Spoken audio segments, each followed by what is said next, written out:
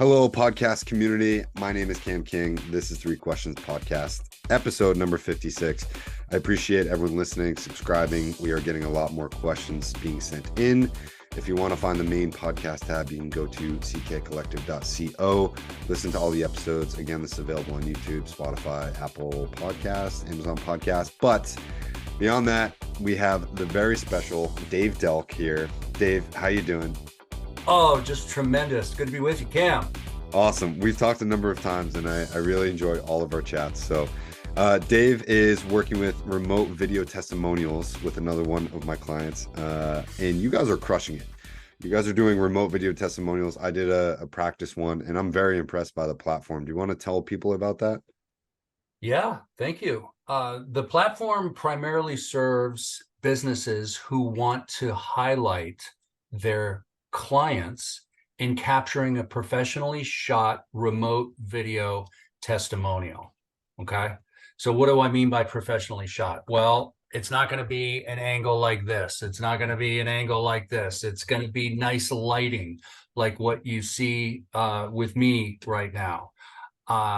Here's a tip, by the way. If you're on video and you can get in front of a window, I'm 2 to 3 feet in front of a window, so that natural diffused light, it's warm, it's inviting, it's natural. Here's tip number 2.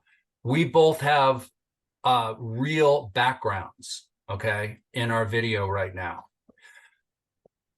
The what are they called? I'm blanking on the name. The digital backgrounds, right? The screens, behind us.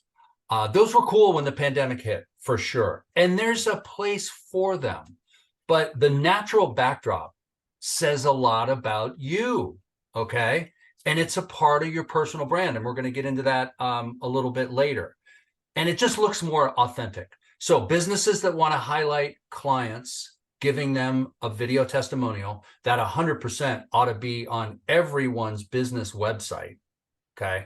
Because watching somebody else talk about Cam King and the work that Cam is doing for me, right?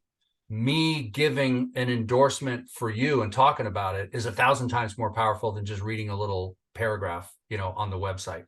And then the other element in video is short form video, for social. Captivating, well-produced, engaging, high energy short form video clips, okay? That are do's and don'ts, things that I've learned, what would I do kind of things. Or they can cross over into just personal branding stuff and storytelling. Because if you just throw up facts and figures on people and you just barf all over them with all of your services, which nobody really gives a crap about until they understand how it's going to affect them, right? Tell stories. Video is the way to tell a story. I completely agree. I heard that video was a way to go like almost 10 years ago, as I'm sure you did. You have a lengthy experience in broadcast, which we'll get into as part of our questions that we just agreed on. But I will say this, I've talked about this ad nauseum on this podcast too. It's people do business with people that they know, like, trust, and need in that exact order. And I know, I believe you and I have talked about it. I know I've talked about it with David as well and other guests that have come on. But as I get more guests on, I really want to hammer that home, because everyone's like, we need to figure out the key to entrepreneurship or sales or growing our business. I'm like, well, do they like you, right? Do they trust you? Do they need you? Like, what is it? And if it's not in that order, right, you're going to have a hard time selling. So you have to establish those things first, because nobody ever reads all of your services, and they certainly don't read past the first couple words, right? It's like, shit, can I like this guy? Can I get along with this person? And then you can sort of do that dance. But let's get into the 3 questions. As you know, we've talked about how it's sort of presented. I'll ask the questions. You have 5 minutes to talk about it. And for all the people listening, I want them to be able to take away key moments in particular from your experience as a veteran, as an entrepreneur. And I want you to share some of the key moments and tactics that somebody can take away from a 15 or 20 minute podcast. Okay. Yeah, you All bet. right. You ready to go? Let's rock. All right, cool. So question number one, where does personal branding fit in? Yeah, man. It fits in right at the top, I think, for storytelling and for that know, like, trust journey that all of us are going on. The first thing people buy, I don't care if you're selling ice cream cones or insurance or tortilla chips or remote video services or coaching. The first thing they buy, Cam, is they buy me or they buy you. Okay. And the way that you're going to win them over is showing them a little bit about yourself. Like my t-shirt here. Okay. This cool little bear with a skateboard. Okay. That's a part of my personal brand. I ought to have a board up here right now so I could show you, but I'm 61 and I still skateboard. Okay. I'm not going crazy in half pipes and, getting up on the lips of pools and, going all Tony Hawk, but I'm getting on my board. And let me tell you, people, you feel like you're going to live forever. And it takes me back to when I was a kid, right? It's the fountain of youth. It's just a cool thing. And replace skateboard with whatever else, hiking, bike riding, fishing, skiing, whatever it might be. Find something about you that is personal to you outside of work, not talking about your professional stuff, just you as a person, and run with it. Now, you don't necessarily want to talk about that every day, 5 days a week, but sprinkle in a little bit of that, right? Like for me, I'll get on my skateboard and I'll do a TikTok video and then I'll throw that on LinkedIn or I'll put it on Instagram. And it's me sharing some do's and don'ts or what I've learned or just anything else. Or, hey, just get out and get some fresh air, people. So that personal branding is big because people are going to know you. They're going to like you, even if I can't tell you how many times people have said to me, man, that is just so cool that you skateboard. I see those clips. I don't know how you do it. If I got on a skateboard, I'm 5 seconds from going to the ER with a broken wrist, but it reminds them of other things that they do. And I've encouraged them. Hey, you like to mountain bike, right? Don't try this at home, but get a selfie stick and actually, it's a stupid thing to say. Try this. Get a selfie stick. Don't be bouncing all over the place, but be on your bike. Record yourself for 30 seconds. People are going to start to understand that, hey, Cam's an outdoorsman. He loves mountain biking. This is something that's big to him. I can relate to that, right? So the know, like, trust thing is going to happen with more certainty if you share what you're about as a person. I completely agree with you there. I had a guest on, Dan McVeigh, and he's another content creator out of Denver, but we talked about content authenticity, and part of that was imposter syndrome as well. And we now live in an age for the first time where pretty much everyone at every age is recording something and putting it out there as like, hey, this is what I've learned. This is who I am. And I see a lot of people start to do that, but to do that over a long period of time, right? Because that imposter syndrome can grow with you like a shadow. But the longer that someone does that, the more authentic that they are, the better their business does. Yeah. And it's fascinating. I suffer from that in my own right now. I'm making more AI related videos for my YouTube channel than actual authentic ones where I'm recording and giving someone my 2 cents. But I recently signed up for a TikTok. After a client call, I'll be like, hey, summarizing a call in 2 minutes, this is what we talked about, and this is sort of a tactic for you.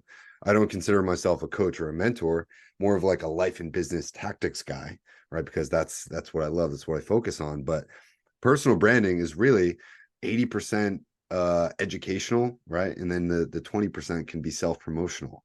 I don't know if you Yeah. agree with that Pareto principle, but what do you think? I do. And a key thing about personal branding also, for me is high energy, positive energy, communicating with positivity, right? Energy is vibrational. And even if we're not in the same room, okay, you're going to exude energy if you're bringing the energy, okay? And people are going to pick up on it. So step back and save it for another day. If, your dog took a crap on the rug, or you're in a fight with your wife or husband or girlfriend or boyfriend, or you got a mountain of bills that you're paying and you're just like you're not feeling it, work on yourself till you get to the point where you are feeling it. And when you're feeling it, man, record, record, record. Because once you record it, it's there forever. Okay. Scary, but also true. Yeah. Yeah. Again, we're gonna have to dive more into the personal branding aspect, because we could talk about that for an hour. But I want to know, hopping quickly into question number 2, it's that you've spoken about meditation and you've spoken about your service, having served in the Navy for 4 years. What were some of the things that you learned from the military, being in the service, that have now allowed you to succeed later on in life, in business and life, with your personal hobbies? Would you mind culminating that experience together? One of the key things that I took away from my time in the Navy was the art of collaboration. Okay. The art of being a teammate, to look over and know that I'm shoulder to shoulder with people that are counting on me and I'm counting on them. It's a group effort. Okay. There's no I in team, right? You have to get along and work well with everyone, all walks of life. Okay. Black, white, Hispanic, Filipino. I mean, just this whole melting pot of those that were in the military. Okay. And, prior to that, I grew up in Northern California. I went into the Navy a year and a half out of high school. One of the reasons I went in is I was having a good time before the Navy, but I didn't have any academic direction, Cam. I was partying too much. I was getting a master's degree in good times with my friends. And when I wound up in basic training in Great Lakes, Illinois, it was a big freaking wake-up call. Okay. And I was scared shitless. I really was. How am I going to do this? But then the natural side of me embraced it. And I realized that there were these new people that I was going to get to have this experience with. And I was open to it. And I went for it. It taught me a lot about myself. Okay. It taught me, and it showed me my real character. Okay. In this melting pot. And I made mistakes. Okay. I wasn't perfect. But I grew, and I grew to like it. And I grew to really love the people that I was with. Okay. And the overall experience.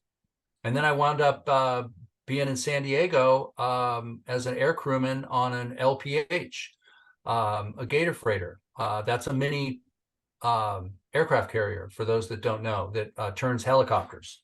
Okay. 5 helicopters at a time. It's there to transport Marines from ship to shore. Okay.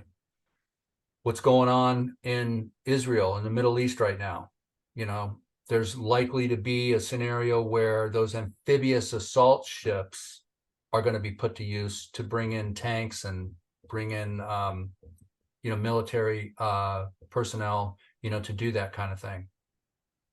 So it was just a wildly exciting time, to go through all of that. And I still have a couple of buddies that I hang with that I see every now and then, that were my shipmates. And after 4 years, I was ready to get out, but I had a tremendous sense of accomplishment. I knew how much I loved collaborating with other people, and also being tolerant of other people. Okay. They didn't all look like me. They didn't all think like me. Right.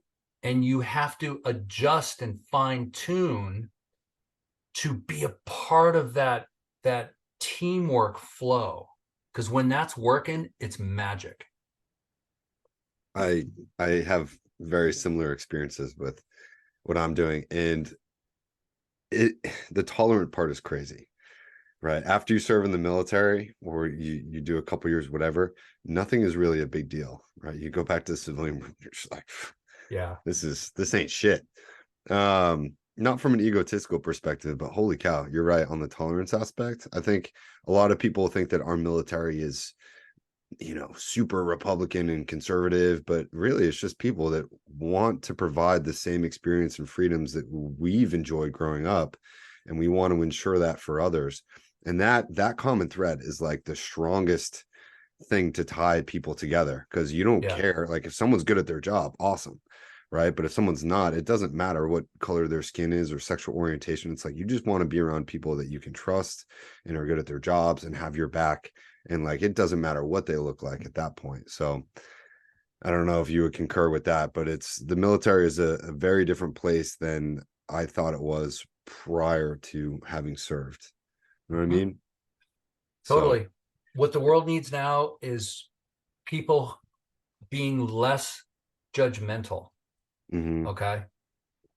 And accepting someone at face value. And I mean, who gives a shit what they're thinking, their religious belief or doesn't matter. anything else? We're in this together, and find something that you can relate to with that person. Mhm. I do. There's a great book on this. It's called The Lucifer Principle. If you've ever heard of it or wanna go read it, but it talks about how human beings are essentially, especially, or the masculine species of any species is the most disposable part of society. But it talks about humans and how we're the only species that kills each other in complete abundance like this. Mm. Right. And it examines why that is. And going back to what's going on in the world, I don't have enough political experience or geopolitical understanding to even really comment on it. But it's like, holy cow, like let's just get along here, right? What's going on? So having a way to find empathy and tolerance in your own understanding, whether or not you're in the military, whether you're an entrepreneur or working in a company with your roommates, with your friends, with your partner, with your family, whoever, right? Having a form of developing and cultivating empathy and tolerance will get you light years ahead in your business and your personal life. Would you agree with that too? Oh, Dave, did I lose you? Hey, I'm back. Gotcha. Okay. So we're back. We were just talking about empathy and tolerance, but let's hop into question number three. I want to ask you, you've spoken a ton about music in your life, and I want to know, having been in broadcasting for so long and being such a big music fan, what were some of the best experiences and how has that impacted you in your career thus far? So I loved music ever since the first concert I ever went to. I was 2 days shy of turning 15, and it was Kiss when they were at the top of their game with Cheap Trick opening up for them. And from there on, it was just rock and roll. I loved it. Couldn't get enough of it. Okay. And actually, there's a Navy connection to that. My best buddy on the ship ran the ship's closed circuit TV station and the ship's radio station. The ship's radio station was no more than like a big broom closet with shelves and thousands of armed forces radio and television records. And he said, Dave, do you want to do a shift like on the weekend and just spin some records? I said, hell yeah. I got 2, 3 hours to just sit here and spin my own music. He said, absolutely. Um, so music had a connection to the Navy, and it's still got a connection to me now. Earlier today, I was organizing my office and rocking out Dave Edmunds, Rockpile, got Eric Clapton, Just One Night, UFO from their live album in 1979. It energizes me. I was talking about energy earlier. Music is energy, and music makes me feel good, and it's self-care. Okay. I play a mean air guitar. I play a little bit of guitar, but man, it takes over, right? It's bliss. And, before a sales call, before a Zoom call, I will almost every time play a song that fires me up because it gets you in a rhythm. Okay. It makes you relaxed. It connects you with who you are. And it's that, like, that authentic self, right? And my personality is shining its brightest when I'm feeling my brightest. And look, it might not be rock and roll. It could be country. It could be pop. It could be hip hop. It could be jazz. It could be whatever it is, rap. If it feels good, listen to it, people. I know last time we talked about this, we talked about some of the shows you had gone to and really who some of your favorite bands are. And we had this big discussion about how music just isn't the same anymore. Like everyone's freaking out about Taylor Swift. And for some reason, I don't know if I'm getting older, but when I hear music that's coming out today, none of it just resonates with me. I don't know what the difference is or what's being put out, but even rap music, anything that's come out in like the last 10 or 15 years, I hear it, it doesn't make me feel anything. But for some reason, there's like some year, like prior to 2000, where music definitely really changed. But when I listen to stuff, even from the 60s, 70s, 80s, 90s, it makes me feel before I can Yeah. even think about if I like it. And I don't know what that is. I agree with you that music is energy, but there's something about old school classic music, classic rock that is designed to innately make you feel a little bit better, even. So, quickly, what do you think that is? Well, I mean, it's a part of it is like first love, right? You never forget your first kiss. You never forget your first girlfriend or boyfriend or, whatever the case. For me, man, I still love Kiss. And that opened up the doors to a lot of other stuff. So it's like walking into a room and realizing, man, this room feels right. The feng shui is right. You know, a song is the same way. And it's like muscle memory in your brain and in your soul, from this. It takes you back. But it's also like, why does someone love a piece of art and someone doesn't love a piece of art? Because it connects with me. I get chills on some of the songs that I still listen to. I know the words. I'll sing along. It's such a release. And I'll end with this. A really good buddy of mine in San Francisco is in the radio business, and they rebooted the alternative rock station in San Francisco, Live 105. And I said, wow, how is there any good alternative music that's coming out today? It seems like it would almost be like classic alternative rock. And she said, you know what? There's a ton of great new alternative music. It's a little harder to find, but it's out there. I just the more music I listen to, the more I like and can appreciate other music. So I agree. Like I love metal and hardcore music. And that for me, going to the gym or just like energizing me, it puts me in a great mood, even with how like, heavy it can be. But then I also listen to like classic rock and classic music and like a bunch of different brainwaves. So I find that I always need to find a balance or some sort of homeostasis with whatever music that I listen to, but there's really only one kind of music that I don't resonate with, and that's country music for me. So hate to upset the country music fans, but I want to like country music, but it just doesn't make me feel nothing, never. So Yeah. I don't know. Dave, I know we're short on time coming up against a few hard deadlines, but I want to thank you for hopping on. I would love to have you on again. We can discuss more classical music. We can discuss more remote video testimonials. But is there anything you'd like to say? Let people know how to reach you, connect with you. Cam, I just want to give it up to you and Three Questions Podcast. Appreciate you leading the way on this. It's been great to sit in your guest chair, and do this. And absolutely, let's do another one out there. You can find me on LinkedIn, people. Dave Delk. I'm on Instagram, And on TikTok, I'm Skate Daddy Happiness. Okay. Yeah, right here. Skate Daddy Happiness on TikTok. That's the greatest name I've ever heard. Be you, okay? Have fun and let it rip.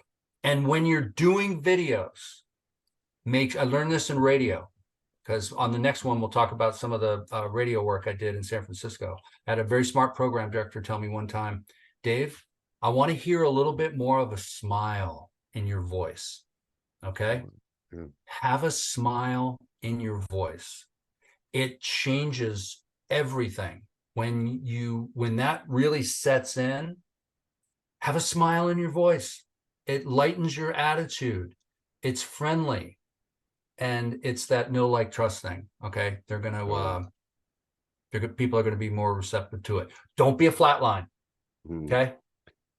No, that's good advice that I probably need, because when I do my content probably, like, when I listen to it later on, a couple weeks, couple months, I'm like, dude, you're a monotone motherfucker. You gotta. So that's great advice. I need that for me. So I appreciate you, Dave. Let's get you back on another podcast soon. And this has been episode 56, 3 Questions Podcast. All the information to get in touch with Dave is down below. Submit questions, become a future guest, etc., etc. We'll see you guys in the next one.